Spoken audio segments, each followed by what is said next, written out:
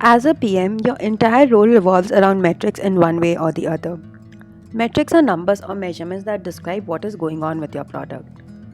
Whether you're launching a new product or building on an existing one, you want customers to like your product.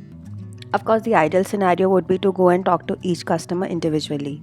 However, since reaching out to each customer is not quite feasible, you need a different way to determine how much do customers like your product. In other words, you need to define success by metrics.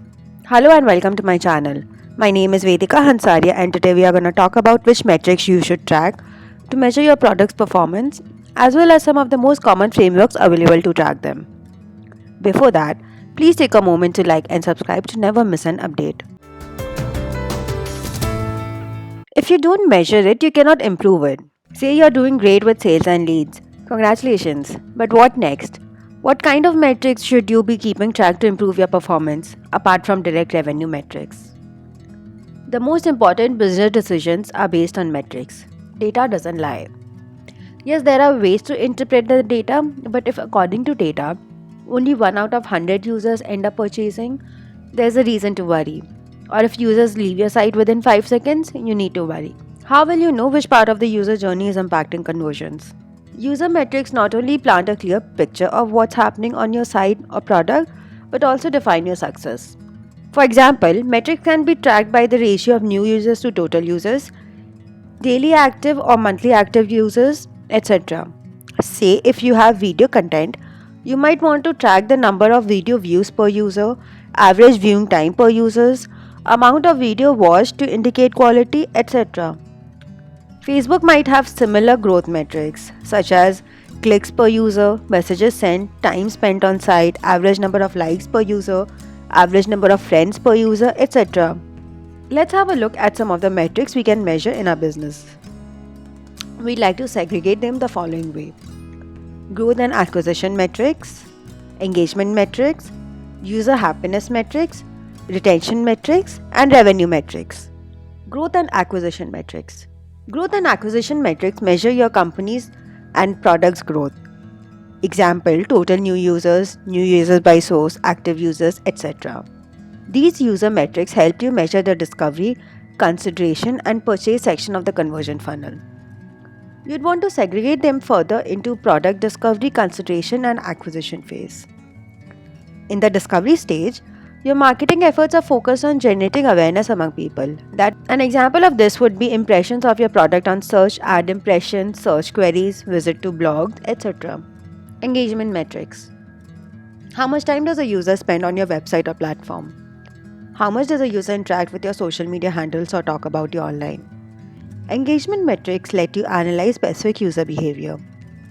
For example, YouTube considers a video watched when more than or equal to 30 seconds of a video is watched, whereas Facebook has a 2-second and 3-second video view.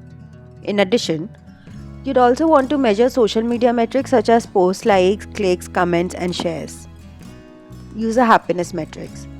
User happiness is one of the most difficult to measure. Especially, it shows how happy a user is using your product. A few ways to quantify the user's happiness is Net Promoter Score, ratings and reviews, etc. Analytically, your churn rate and the amount of effort the user has to put in to use your product will also give you an idea about how happy a user is using your product. Surveys are also an effective way to measure customer satisfaction.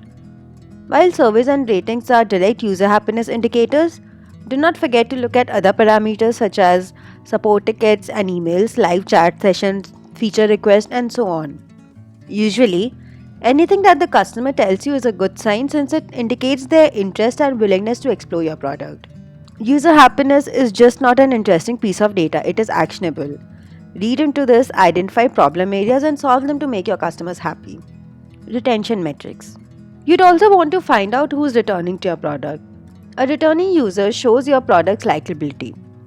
It is the same as physical store. Imagine you running a physical store. Several new customers visit you every day. But how satisfied would you feel if an old customer returned because of your service or product?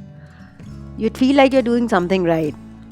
Similarly, for an online business, customer retention shows you how willing customers are to use your product again. Repeat customers would not only promote your product but also start to identify you on social media and interact with you. This would further strengthen your brand image. Revenue metrics. Of course, what are we in business for? You already track direct sales or average revenue, but how further can you go? Metrics such as the lifetime value of a customer, customer acquisition cost, monthly recurring revenue, etc. also paint a better picture in terms of revenue. Along with this, consider indirect and micro conversions as well. Fundamentally, there are a number of steps a customer takes before an actual sale. Identify the predetermined steps that occur prior to every sale. Your marketing team should also be tracking their trends. Whether you collect emails or get the user to download your free ebook, take into account all these micro conversions. Furthermore, you should be aware of sales channel wise, category wise, and campaign wise. Also calculate impressions to conversions ratio. If 1000 come to your product page, how many of them check it out? How many of them actually sign up for a demo? What is your average sales cycle? What is your average customer size? And so on. You'd be able to identify the problem areas and work on them. So what makes a good metric? How do you decide which metrics to track? Or how do you even call it a good metric? A bad measurement will not only eat away your time but also hamper your business. A good metric should be understandable and relatively simple. A good metric should be a ratio or a rate. Also, consider correlated metrics carefully. Don't look at correlated metrics and assume something which is not true. For example, if I told you the sale of a summer dress is correlated with the number of people dying of heat strokes, it wouldn't make sense. You could argue that both occur in summers, but you have no measure to quantify or control them. Hence, a good metric should be changeable. That is, it should change according to changes in your product, audience, etc. The two of the most popular metrics frameworks to use are HEART framework and R framework. The HEART metric framework is a popular framework which helps you identify the correct business metrics. As a business, you don't necessarily have to stick to a particular framework but choose the ones relevant to your business. The HEART framework stands for happiness, how happy is your user, engagement, how engaged is your user in the short term, adoption, how many interested users have actually tried your product, retention, how many users come back to you in the long term, and task success. How successful are you at allowing users to perform their primary use cases? R metrics framework. R metric framework is also called the Pirate metric. This is mainly popular with small businesses. It stands for acquisition, users who have visited your website or downloaded your product, activation, how active are your acquired customers? Example, did the user you acquired sign up or subscribe to your newsletter? Retention, how many users come back to use your product? Referral, are your users happy enough to refer it to friends and family? Revenue, how much revenue are you generating per user? So how do you choose the right metrics? Follow the 3-step technique to identify which metric should you track. Number 1, goals. Number 2, signals. Number 3, metrics. Number 1, goals. Identifying goals can help you understand the impact of the feature or product.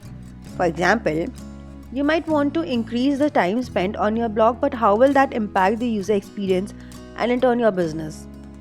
Instead, if you focus on quality content and answering specific user queries, people will automatically spend more time reading your blog.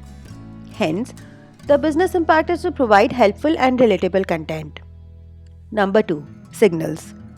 Once you define your goals, you need to define actions. Signals are the actions you'd like your users or customers to take. For example, if your goal is to write content that helps people answer their queries, you'd want the user to spend more time on your blog. That means a user spending time more than what they used to can indicate that your content is useful. Number 3, metrics. Finally, refine these signals into metrics that you can monitor in real time.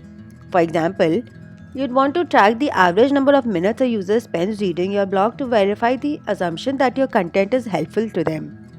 In addition to other parameters such as context, source of traffic, user demographic, etc.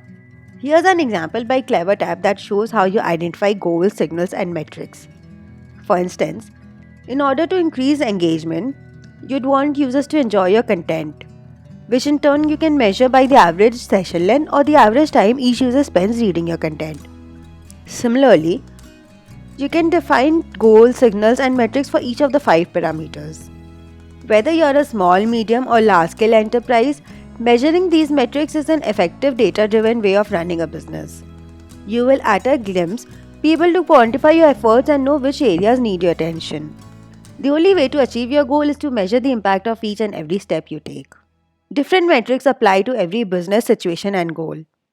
Let me know in the comment section what user metrics do you think are important to your business, or what did you think about this video?